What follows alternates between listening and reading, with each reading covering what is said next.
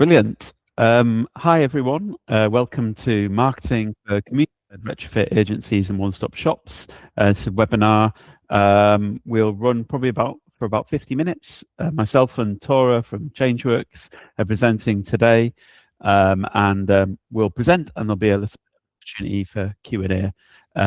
Everything is going to be recorded, and it will all appear on our blog that the Community of Practice is running. So the aim of today's webinar really is to share and disseminate the learning from our Community of Practice exploration of marketing for one-stop shops and retrofit agencies. The content is relevant to one-stop shops and retrofit agencies, local authorities, retrofit providers and practitioners, and policymakers. And as I said, there'll be a recording on our blog. You'll have an opportunity to grab the URL later as well, but it's Community Retrofit, Community of Practice blog. Just briefly about People Powered Retrofit, we're a one-stop shop. We operate in Greater Manchester and deliver able-to-pay services for householders. We're part of a broader GM, Greater Manchester Combined Authority consortium as well as doing that, our own services, and we do consultancy work. We're currently delivering a project for Citizens Advice, on advice for retrofit, involved in the home energy model validation work for DESNZ, and we operate our own software tool, Home Retrofit Planner. The Community of Practice, the Community Retrofit Community of Practice has too many communities in it, but there you go. This is an energy redress scheme that's a 2-year project, and we're about halfway through at the moment. And this brings together a number of community retrofit providers and practitioners. And really the kind of rationale behind it, the driving force behind it, is that we're all developing our own kind of knowledge and expertise and new approaches. And how can we speed that process? How can we enable more people to engage in community retrofit?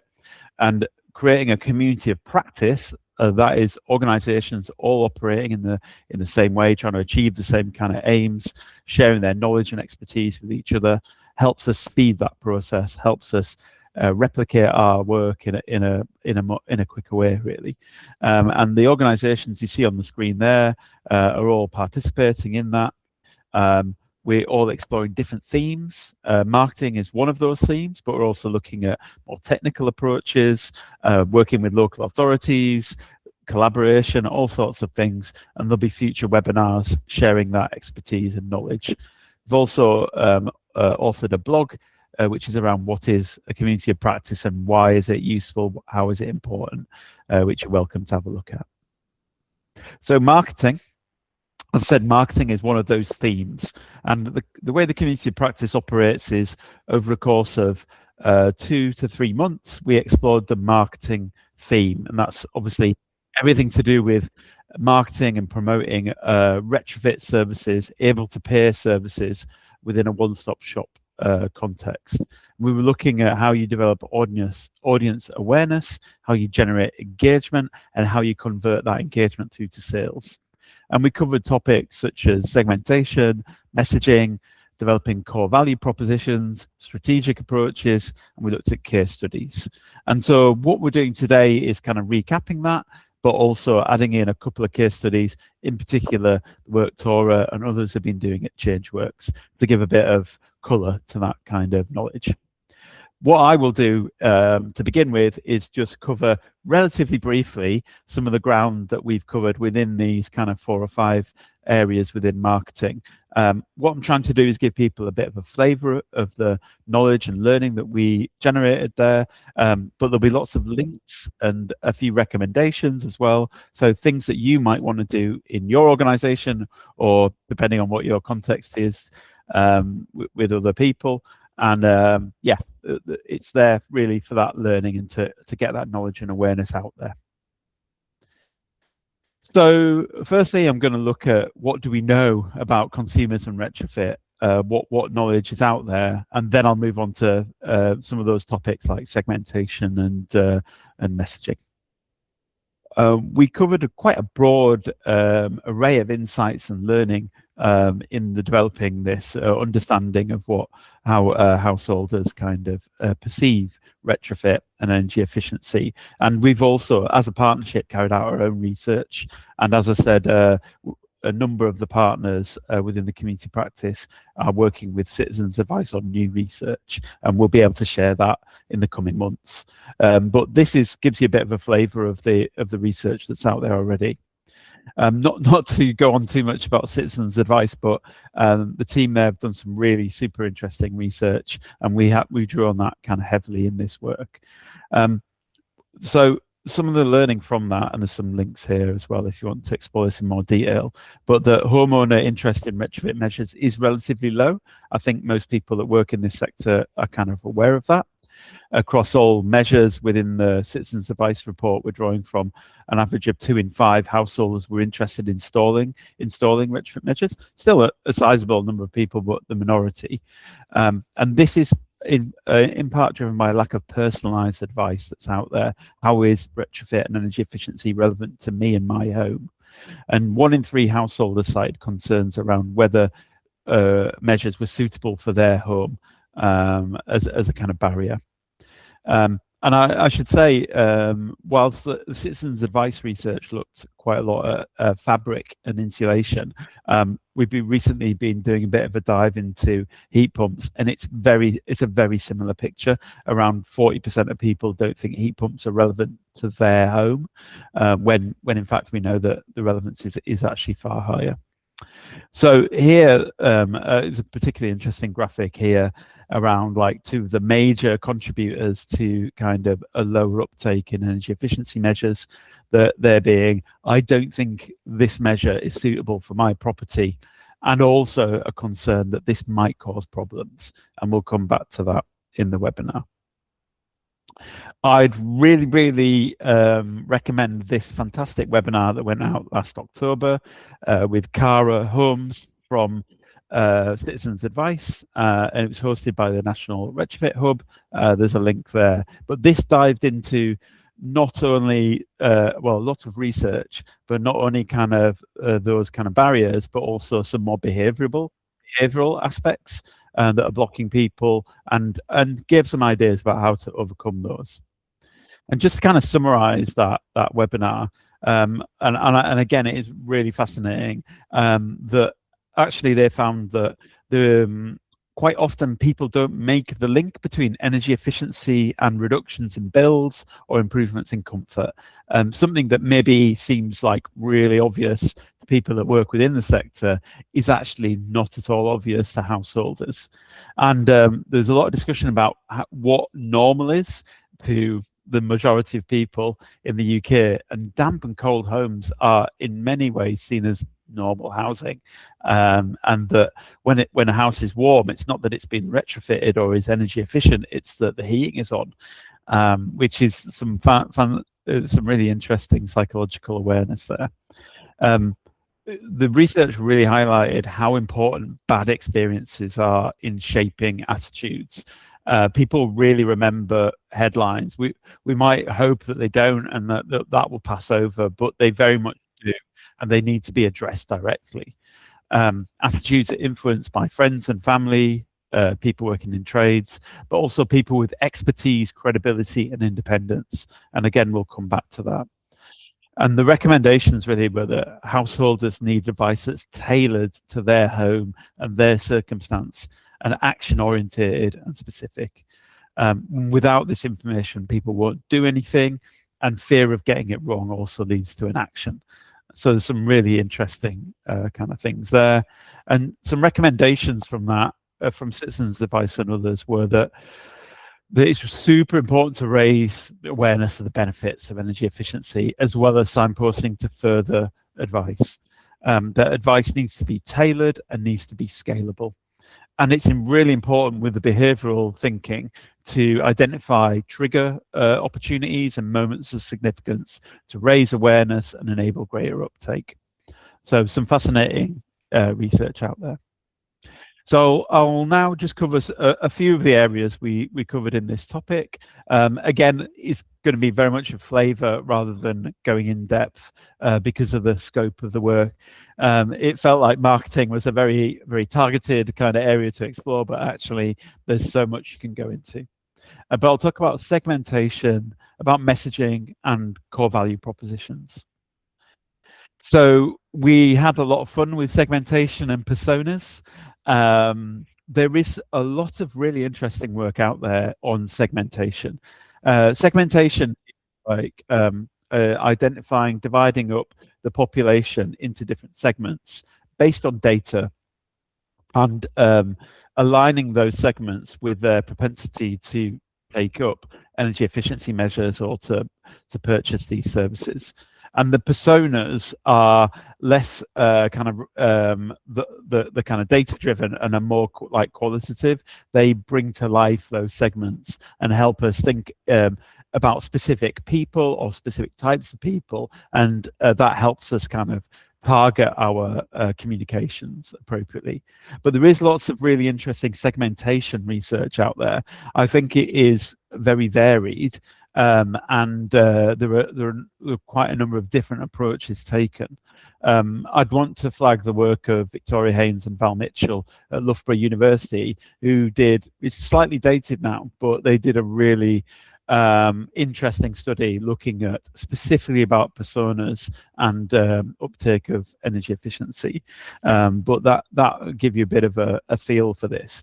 As I said, there's a lot of work out there. I think one of the things we found within our exploration within the community practice was that a lot of local authorities and combined authorities have done this work, but they're not necessarily making it available to everyone. And it would be great, I think, if there are any combined authorities on the call, if people made that information a bit more publicly available. I think what we saw from the community practice was that there's a high degree of kind of similarities between this work, but I think it would be really beneficial to put it out there publicly. I think personas and segmentation, it's super important, because otherwise it's just a one-size-fits-all, isn't it? And we're kind of making assumptions that what we do is relevant to everyone, and data suggests that's simply not the case. Segmentation allows us to target with precision, and personas give us some empathy and context for the work we're trying to do. I think one of the things we drew from this was that personas work when they're living tools. We've certainly seen a change in the market since we were established 5 years ago now, in how consumers are thinking about energy efficiency and the types of personas that we're targeting. And it's really important to update those over time and revisit them and integrate them into the kind of operations, planning, reviews, and that sort of thing. Tora in particular talk about campaigns and how important it is to match those campaigns with these personas and segments, and to reflect on them and their relative success afterwards. Messaging, we had a really interesting session that came out of the climate outreach and more in common work, which is Britain Talks Climate and Nature. And there's some really, really interesting opinion polling. They also have developed segments as well, looking at the resonance of climate and green issues with the general population, and they're tracking that over time as well, so it's possible to see changes. So there's some really interesting stuff here. Just to very briefly summarize, that people really do care about nature and about the environment across the segments, and they're really proud about the protection of the nature and the environment in the UK. That's like, you know, overcoming some of these divisions we see around climate in particular. That is countered by a very low trust and a crisis in trust, which is particularly focused on government and big corporations, less so on local government, and very much less so on intermediaries and not-for-profits, cooperatives, that sort of thing. They also found, importantly, that people need to see and feel a positive progress around the net zero agenda or the environmental agenda, and they need to, the progress needs to be tangible. People need to feel that it's possible and realistic, and that everyone can play a part, not that it will benefit just one or two segments. I won't go over this, but the research affirms that climate change is a very important issue for the vast majority of people, and a very, very small number of people are climate deniers. And I believe people like DSMOG and others have focused on the fact that there are some media narratives that are trying to persuade us otherwise, but actually the opinion poll contradicts that. They have some really great advice at Climate Outreach on do's and don'ts of communication, and some toolkits that you can use. But some of the really high level stuff, think about communications. It's a societal rather than an individual endeavor. Being empathetic and recognizing that many households need support. It's not just get on with it, there you go. And really embracing those tangible symbols of personal and collective progress, centering visible improvements, again, countering that, you know, is this possible? Can it be done? And elevating the voices of people who've benefited from retrofit in their home. So I'll come back to that in a bit about trying to bring this together. But the other thing we did to try and bring a lot of this agenda together was core value proposition work. So really, core value propositions is just a way of articulating what it is that you do or we do, like who benefits, what the value is. And in a sense, it's a logic check that what we're doing is something that people will put their hands in their pockets and pay for, or that someone will pay for. So breaking it down into like target customer, the problem or need that they face, our product or service, how that it benefits them, helps them overcome that problem or need, perhaps looking at alternatives and kind of comparing, and then how we are unique. And I won't go into it in detail, but we had a really fantastic session, a group session. Well, I think this is something you can do in your own organization or with a few others partners. But what we did here, we looked at the organizations, we looked at some specific personas and some segments, and looked at value propositions there. And it was a really nice one because it was a good share, but it was also quite a challenge as well, and a good process. So I would really recommend the core value proposition approach and maybe an exercise based around that. Just finally from me, just bringing it together in the context of people-powered retrofit, I think from our recommendations and the things that we're looking at in terms of content, it's about raising awareness of retrofit, being explicit about the benefits, generating case studies such as like home tours, assessments, like how-to guides, focusing on authentic, trusted, experienced practitioners. Within our organization, geeks are trusted, especially if they can communicate effectively. Focusing on that collective action. We're doing this together. It's part of a bigger thing. Communicating local economic developments like jobs and trades, and generating generating content that's kind of shareable, mobile phone friendly, and can fit across platforms. When we're thinking about the messengers themselves, again, authentic, personal, trusted, created by practitioners. So we're putting our geeks in front of the camera, uncomfortable though that might be for them sometimes. Authentic, simple, direct, often unpolished. I've seen some approaches that are very kind of stock photography, and it doesn't always resonate, I don't think, and that's the research demonstrates that. Community led, and that is trusted. As a result, we're not trying to sell a particular thing.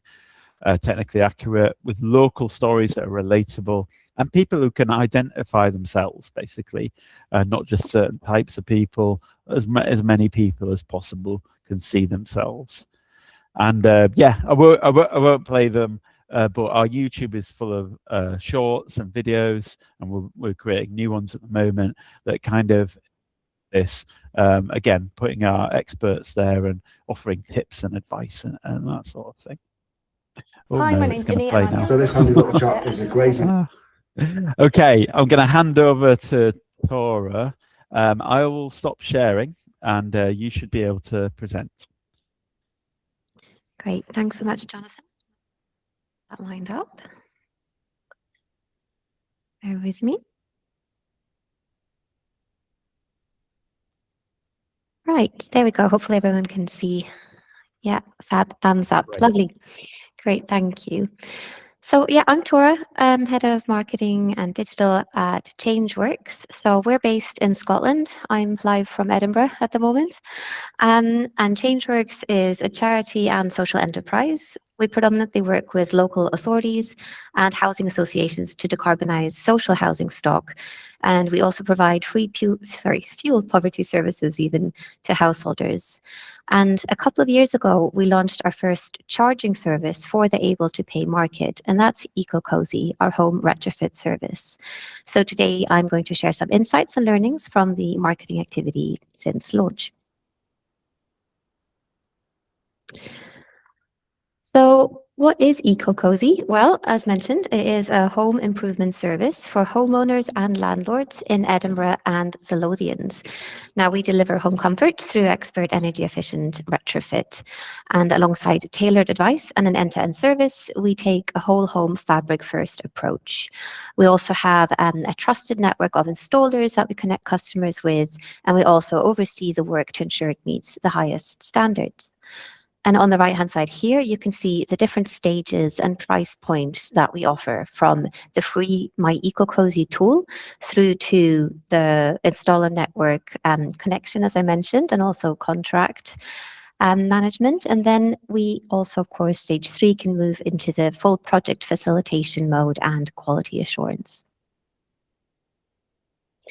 So I'll start with some market insight, and this will be an interesting contrast and complement some of Jonathan's slides as well. This is all, I should caveat, based on householders in Scotland. So as part of the EcoCosi service development, we commissioned a research agency to develop a segmentation of Scottish householders to identify those most open to a range of decarbonisation services, from home retrofit at a cost through to other types of free energy advice services that Changeworks provides. And now this segment, the affluent family home improvers segment, which represents 10% of the market, is the segment for EcoCosi. So affluent family home improvers are young, affluent, aspirational families with busy lifestyles, and they have above average income, but higher regular outgoings.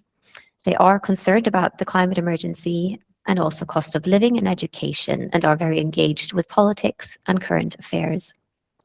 They want to improve their home and its energy efficiency to do the right thing for the planet and for future generations. However, they are concerned that the cost of retrofit doesn't justify potential savings in the longer term. They're also tech savvy and high consumers of media. Alongside the segmentation, we've also commissioned regular pulse check insight in November 23 and then again in February and November last year.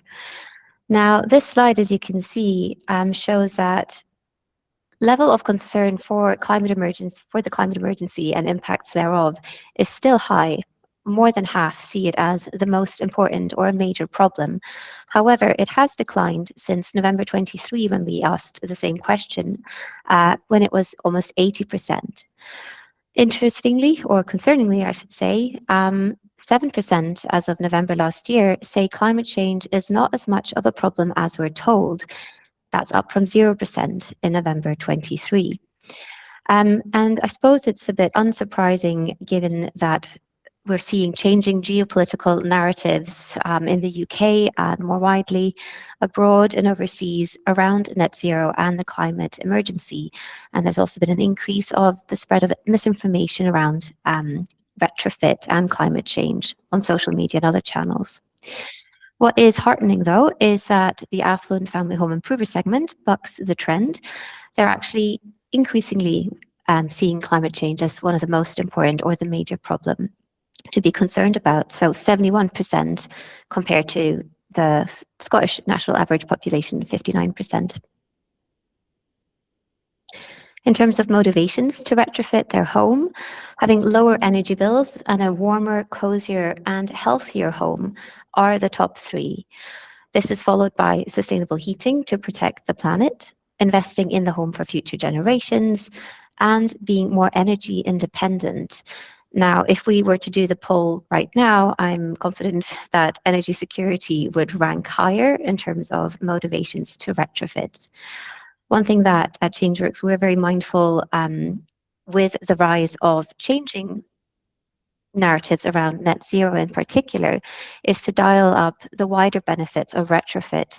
It can not only lower energy bills, it can also make sure that your home is warmer and healthier, leaning into the potential health benefits of having a warm home. Jonathan mentioned that having damp, cold homes is almost something that we accept as that's just the way it is, when it doesn't have to be. So interesting takeouts there. Now, in terms of retrofit motivations, what would encourage people to retrofit is, unsurprisingly, grants and funding, and then also advice and information. So those are the key enablers. And I think what's interesting here is that also clear evidence on the positive impact of retrofit on climate change is needed, but also crucially more information on potential return on investment post-installation, and also more information on heat pumps. Now, encouragingly, 44% said they were already taking steps or planning to do so to retrofit or decarbonize their homes over the next year. Now, these range from larger measures such as roof insulation to smaller measures such as installing a smart meter. But it is encouraging that almost half were already taking steps to retrofit, depending on budget and, of course, the type of home and tenure that they have. In terms of barriers, these include not being able to afford retrofit and not being convinced that costs justify energy savings. And again, just not having enough information, not knowing what to do. Additional concerns, over half are very concerned about energy bills this winter. 40% are not confident in finding trustworthy advice, and 25% are worried about cowboy builders. Now, I think it's interesting here that there's a wee bit of tension that Jonathan also alluded to in terms of the perceived inaffordability of retrofit, which can be combated through making sure people are aware that there are options to help you get funding or grant support, such as in Scotland, we've got the Home Energy Scotland grant and loan, which we can do more to increase awareness of. And then also, as Jonathan mentioned, the lack of perhaps connecting the dots between a cold, unhealthy, unaffordably warm home. And then if you do choose to retrofit, those will all be tackled. So there's a wee bit of a tension there between cost of retrofit versus high energy bills concerns. Now I'll move on to the marketing strategy for EcoCosi. So the marketing objectives, of course, were to increase awareness of the service and generate leads. And the launch back in 2023 was phased. So we started with just online ads to raise awareness and also to optimize the ads, which usually takes a few weeks. This was then followed by a hard launch to drive leads. And by hard launch, I mean it was more advertising spend, and alongside the online ads, we also had offline marketing activity and broadcast. Now, between these campaign bursts, we also have steady beat activity, so that even though we have planned breaks between the campaign bursts to avoid audience fatigue and message saturation, and also to allow space to actually evaluate the last campaign's learnings, we also want to make sure that we have a steady hum of activity to keep that awareness up. Also because, of course, home retrofit is not a snap impulse purchase decision. It does need that continuous content marketing support. We also have insight-led testing, so continuously learning and optimizing by testing different types of messaging, creative and channels. And of course, having integrated marketing communications activity coordinated on and offline for brand consistency and recognition. In terms of channels and tactics, broadcast and press for awareness, online ads and direct marketing to drive conversions, and seasonal and hyperlocal activity. So we had a summer sale campaign that worked really well, and hyperlocal means engaging with local community newsletters and local community groups. Also, as mentioned, content marketing is extremely important. Storytelling, educational and value-added content, such as Meet the Team, case studies, and our own retrofit experts talking about and explaining measures. And then conversion journeys, continually looking at what are people doing on the website? How can we convince them to take the next step? How can we build trust, educate, and inform? And then that's complemented by targeted email marketing journeys. And of course, by the excellent EcoCosi sales team who do the follow-up calls. Now, by insight-led, we used, of course, the segmentation that I referenced earlier, and also postcode data segmented by social grades like ABC1 and also housing archetypes. For example, in Scotland and Edinburgh, bungalows are more likely to be easier retrofits, so the lower hanging fruit, if you will. Now, here's just a quick overview of the timeline. As mentioned, we had our soft launch back in 23 over the summer and autumn, and then the hard launch in November, December. That was followed by steady growth before our next hard launch when we expanded from Edinburgh to include the Lothians in October, December the following year. And then most recently, the summer sale activity that I mentioned, which was last summer, alongside the launch of our My EcoCosi tool. For half of EcoCosi's lifespan, we've also been successful in securing the Energy Redress Innovation Fund, which was brilliant in terms of really empowering and enabling us to test lots of different channels. So you can see here the rough budget spend for advertising for each parts of the campaigns. So I'll move on to key learnings. The big picture, data-led targeting, as I mentioned, has really proved effective. And also looking at where are the leads coming from, which postcodes do they most predominantly come in from, and then retargeting around those areas because it's that social proof. X amount in your area already engaging with EcoCosi. Why don't you join them? Retrofit decisions, as I mentioned, need long-term nurturing. And so content marketing and complementary sales follow-up journeys are really important. People need to be handheld in order to feel safe to have some pretty big works done to their homes potentially. So having that nurturing follow-up is extremely important. In terms of campaign approach, it's been very effective to start with awareness. Of course, anyone who knows about marketing knows about the marketing funnel, or you need to be aware of something and perceive that it can meet your needs in order to want to take up the service. So we start with awareness and then change the objective and test, especially in terms of online ads, to lead generation to drive those conversions. Geo-targeted complementary on and offline activity is really key as well.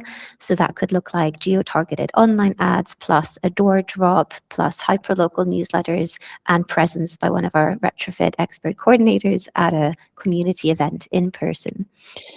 Online again, advertising-wise, remarketing is key for conversion. So retargeting people that have engaged with the ad but not converted. And then, as mentioned, campaign bursts and pauses, really important. We don't want to oversaturate the market. And website and email journeys to support the funnel. In terms of specific channel performance, Google Ads have seen by far to be the strongest conversion driver. So that's registrations, basically, to EcoCosi. Meta, so Facebook and Instagram, have also been good at driving traffic and registrations. But in terms of awareness, the most cost efficient by far has been YouTube, Spotify, and Microsoft Connected TV. Now, for Spotify, to give an example, £100 spend over a couple of months generated 33,000 impressions. And Microsoft CTV, same amount of spend, £100, 15,000 video views. So really, really cost-effective awareness if your budget isn't huge. We also tested LinkedIn, where senior roles did engage, but it was very costly. So we decided not to continue with LinkedIn there. But if you do have the budget, it could be an interesting avenue to explore. Peak engagement, unsurprisingly perhaps, are evenings between 7 and 10 and via mobile devices. In terms of other activity, events, as I mentioned, community events are really, really important. Getting out there, speaking to people in person, not only builds trust, but it also creates moments to really get that relationship going, which is essentially what it is with our retrofit coordinators. Outdoor ads as well. We had billboards at Edinburgh commuting train station, and that proved really successful in terms of the QR codes engagement, surprisingly so for outdoor activity. So if you have the right placement, that can be really effective. Radio and podcast ads have also been effective in terms of reach and awareness. But the strong recommendation here is to have it on repeat, essentially. It's not just a one and done. You need to have a regular campaign complemented by radio and or podcasts in order for it to actually get cut through. Also because it comes at a slightly higher price point. Door drops, so direct mailings, really good for awareness and lead generation. Again, needs to be complemented by the other tactics that I've outlined. And then hyperlocal and low-cost channels like newsletters. Examples are we advertised with Made, Mum and Dad's Edinburgh, a local magazine, and also local newsletters like Stockbridge, Spotlight, and if anyone's familiar with that part of Edinburgh, and other listings sites like What's on Edinburgh, all really low-cost channels, but important to add incremental reach, and again, to build trust.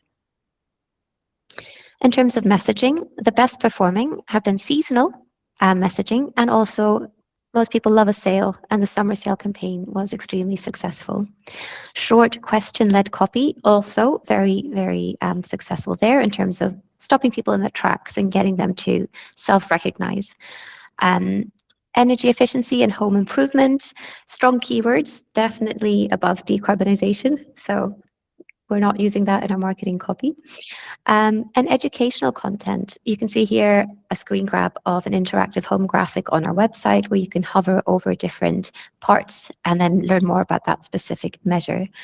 And diversified content in terms of FAQs and question-led blogs are really important because with the rise of AI search on Google and tools like ChatGPT being used for research, we need to have authoritative, trustworthy expert content, and also more of a conversational style of content in order to ensure that we still get people to click onto the links onto our website and not just stop once ChatGPT has provided that summary.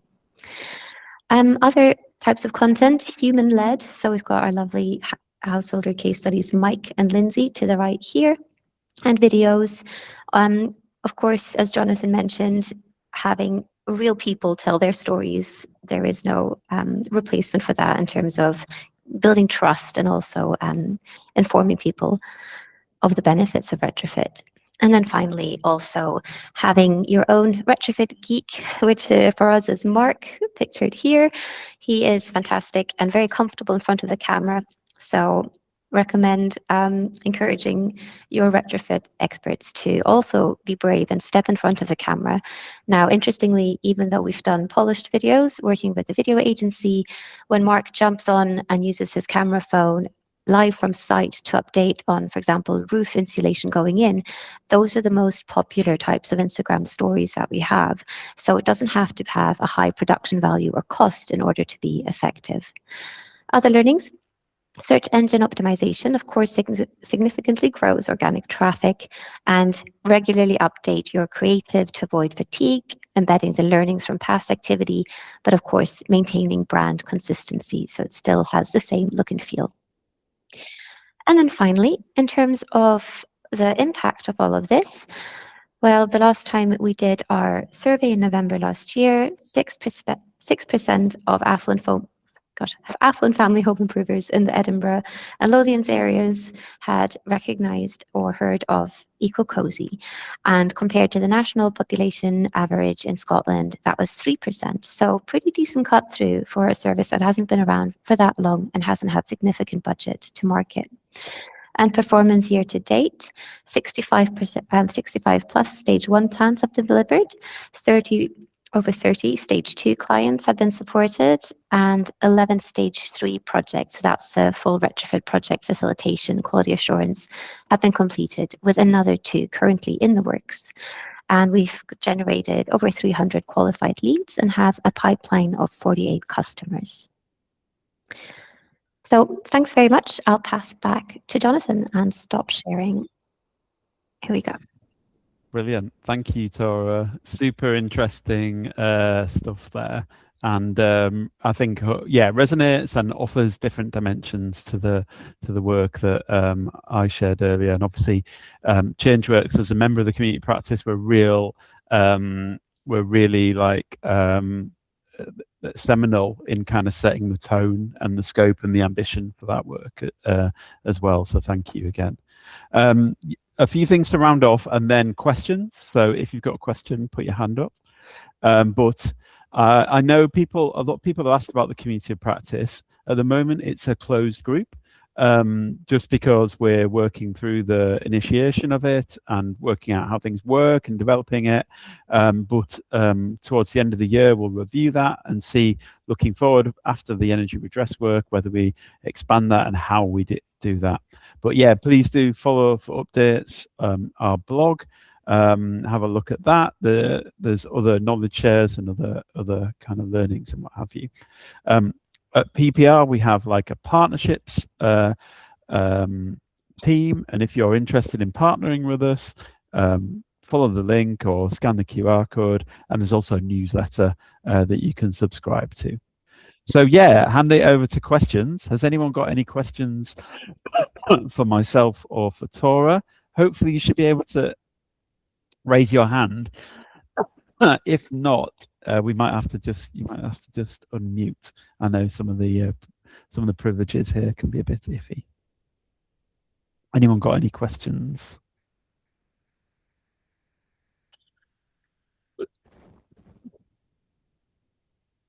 Yeah. Oh yes. Hello, Helena. You should be able to unmute yourself. Yeah. Can you hear me? Great. Yeah, we can. Yeah. I just wondered on the EcoCosi marketing budget. I mean, it's an amazing amount of work that you did, and the strategy was really clear. Was the money that you got from energy redress that we saw, the 40,000 from the soft launch halfway through, was that your marketing budget, or was that covering more than the marketing? Thank you. No, that was just the marketing advertising spend. We had additional budget to cover staff time. So Right, okay. The total fund was larger to cover staff time, but the advertising spend was 40K. That included VAT. Yeah, thank you. It's just, I'm sure I'm not alone on this call in that we, I'm from Future Proof Cumbria, by the way, so hi, thanks for your hard work.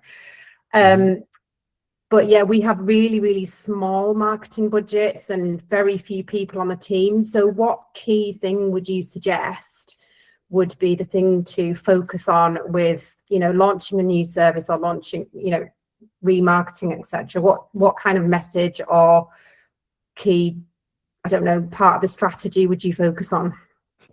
Absolutely, yeah. So I would recommend focusing on your organic channels, building that social media following, being really present there, seeing if you can tag suppliers, or is there any partnerships that you can have to raise awareness. LinkedIn, even though it's more of a B2B network, could actually be very effective without advertising spend to get into those. Also looking on Facebook, predominantly online community groups often a really good way to join those. And then, of course, in person, if you can spare the resource in terms of staff time, attending community events, speaking to local authorities, making those connections, highlighting the benefits of the service. In terms of online ad spend, if you are able to access Google grants, so that's a free grant that you can use via Google to capture organic search traffic and pay for search traffic. And there's also, of course, as I mentioned, for very low budget and relatively low production cost, you can use tools like Microsoft CTV. They also offer grants that you can apply for. And as mentioned, Spotify as well. So I think even though Google is fantastic and a really good conversion driver, you need a certain level of spend in order to get cut through. So those tactics I would recommend alongside those local, hyper-local newsletters. A lot of things are available for free, but it takes much more legwork to try to identify those opportunities as well. But hopefully that's helpful. Yeah, and I would echo that and say, especially I know Future Proof Cumbria are part of the community of practice, and I know that like a lot of community driven retrofit projects, there are other other things that organisation are doing, sustainability things, and to try and resonate and like utilize those other activities and like piggyback is a really important thing. I would also think about what makes you unique, and in this context, let's specifically talk about the types of houses in Cumbria, for example, but that's going to be the same in other parts of the country. And yeah, the use of the, as Tora mentioned, the kind of, there were some great experts at Future Proof Cumbria, and again, I'm sure within the network, and putting them in front of camera, low budget, you know, just they can record it themselves or get a colleague to do it as well. And that really drives kind of interest and traffic, especially that particularity as well. Melinda, how are you doing? You've got a question. Do you want to go for it? Should be able to unmute yourself.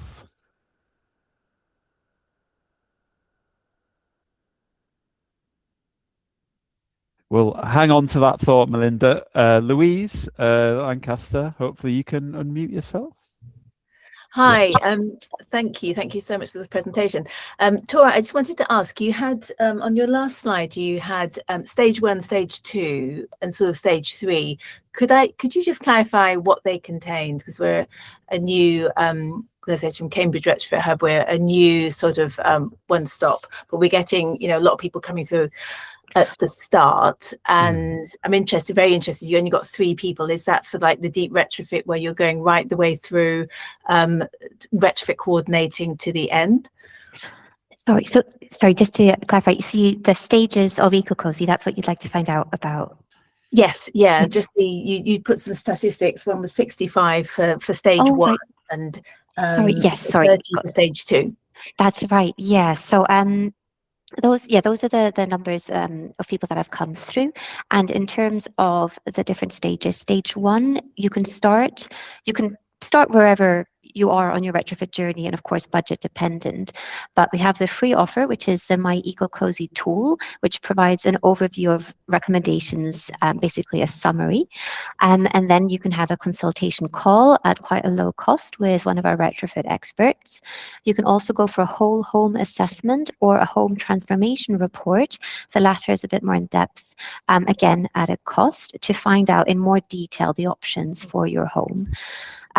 Stage 2 is connecting you to our trusted network of installers and also facilitating with contracts, because a lot of people feel that is quite a barrier, not understanding what they need to look out for, and also pricing survey support, so making sure you're getting the best value for money, you're making the right choices for your home.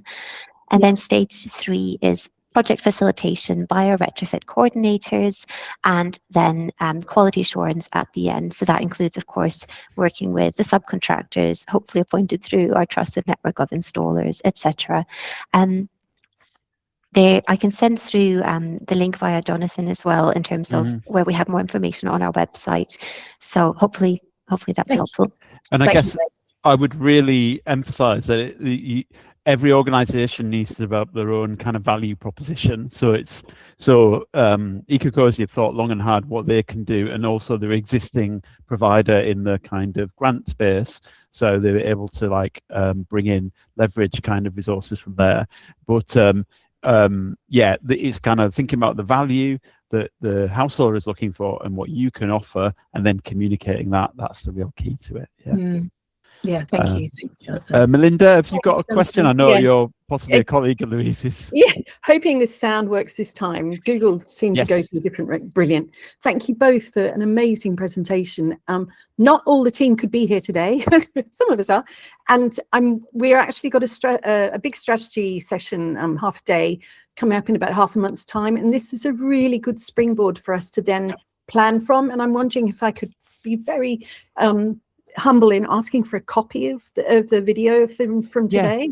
Oh, amazing. The video and the presentation are going to be on the blog. I think we're able to notify everyone who's attended today as well. We'll circulate that. Great stuff. Thanks. Great. And Beth, you're probably the last one we have time for, but yeah, go for it. Cool. Can you hear me all right? Yeah. So this is a question for EcoCosi, I think. I was just curious about the Google Ads campaign and whether you could share how much you put into that and how long you ran the campaign for? Because we're quite interested in doing that, but we sort of have not a huge amount of insight into it yet. Yeah, no problem. So the Google ads have been live for each campaign burst, but then we do take the pauses between campaign bursts. So the total spend for Google, I can't tell you off the top of my head, but I do have the stats to hand for the last campaign. Our campaigns tend to last around 3 months. We think that's a good time to allow online ads to optimize, and then we can switch from awareness to a lead generating objective without not allowing Google to implement the learnings that it needs before it can start to really deliver. So from the last campaign, we spent £2,000, and that was an average cost per click of £1.15. We saw 40,000 impressions, or over 40,000 impressions, and over 2,000 clicks, and that generated an average cost per conversion of £55. So again, that is from numerous previous campaigns where we've continually optimized. So I think it's maybe a higher bar to start off with those as a benchmark, but certainly we're now in a comfortable position with Google in terms of impressions and cost per acquisition or conversion.